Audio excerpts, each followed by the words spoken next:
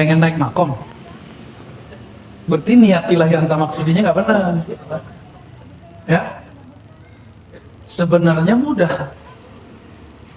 Guru kita biasanya kalau yang oke, itu sebelum talqin zikir ngajak istighfar dulu. Sebelum istighfar disuruh dulu mandi tobat, disuruh sholat tobat, ingat mati sebelum mati. Lalu dilafazkanlah istighfar. Biasanya dibimbing cara baca istighfarnya. Di saat antum dibimbing oleh guru baca istighfar, lalu memaknai kalam-kalam istighfar, sedang ditarik sama guru ke makom taubat.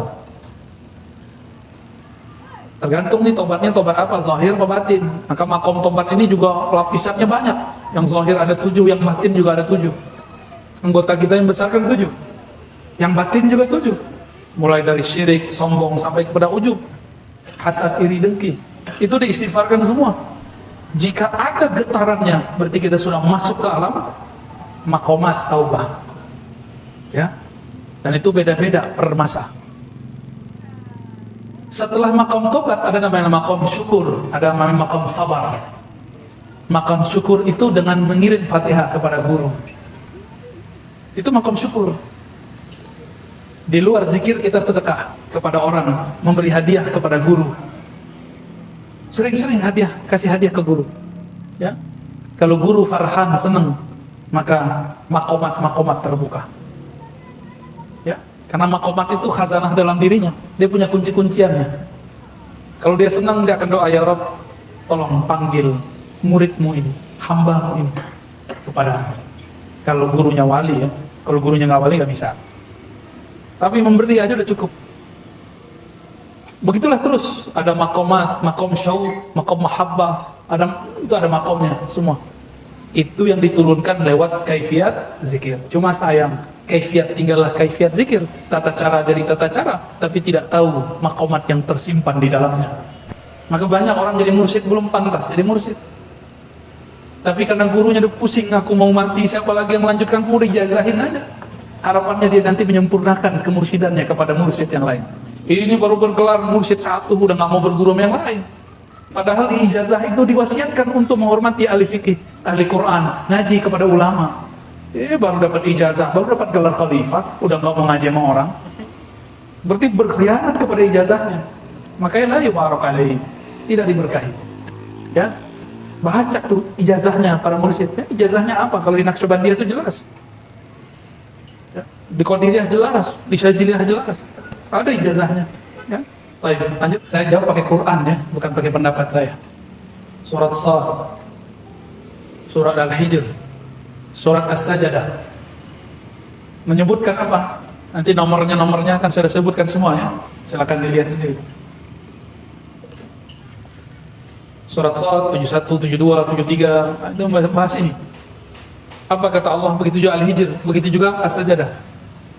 Inni khaliqun basharan min tin. Aku ciptakan manusia. Ini tubuh ini bashar namanya. Ini dari saripati tanah. Jika ini sudah sempurna, sawaituhu, aku sempurnakan dia, sudah siap dia untuk ditiupkan ruh. Nafakhtu fihi min ruhi. Aku tiupkan kepadanya ruhku. Berarti Allah nggak bilang aku ciptakan rohku. Allah mengatakan nafakhtu, aku hembuskan. Kalau tubuh ini aku ciptakan. Ini pelan-pelan ya. Ini banyak yang gagal paham. Mursyid padahal masih gagal paham. Itulah bedanya orang berilmu dengan cuma ahli zikir. Malaikat ahli zikir ditantang sama Allah. Ambiuni bi asma'i haula. Kabarkan kepadaku nama-nama benda-benda ini. Bisa nggak malaikat jawab? Nggak bisa, padahal malaikat lebih dulu berzikir daripada Nabi Adam. Maka al-ilmu muqaddamun ala dzikr. Ilmu lebih dulu daripada zikir. Ulama lebih mulia daripada orang yang berzikir 1000 tahun. Karena dia belajar satu bab mengenai Allah, dia sama dengan duduk zikir 1000 tahun.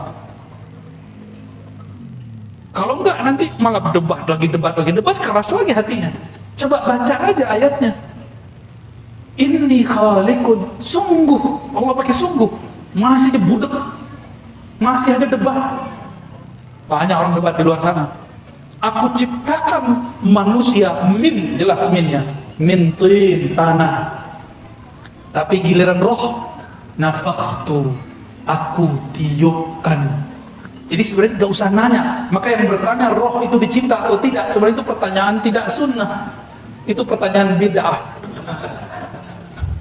Ya, itu pertanyaan bid'ah karena teksnya tidak menyebutkan itu. Ya, maka saya menyarankan para pencinta Allah yang meniupkan ruh, cukuplah bertanya, mengatakan, apakah ruh dicipta?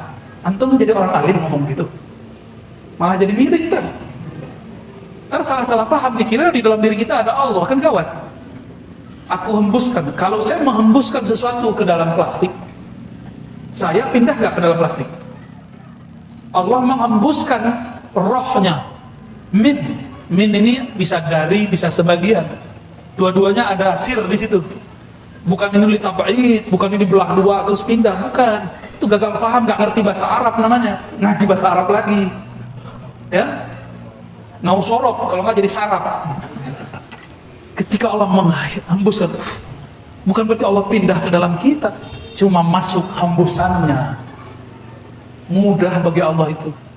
Jangan serius-serius amat, ya. Kira-kira begitu ya.